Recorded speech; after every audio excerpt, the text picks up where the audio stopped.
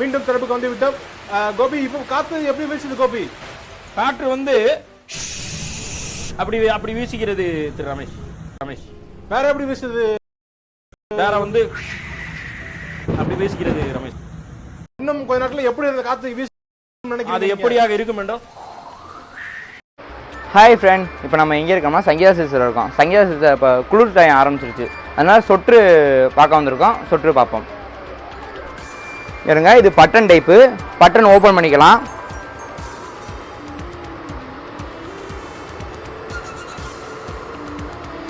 Full elastic தான் நம்மளுக்கு. Full elastic தான், ஃபுல்லாக ஆயிக்கிறோம்.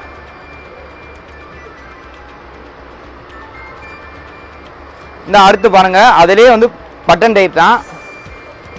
கலர்ஸு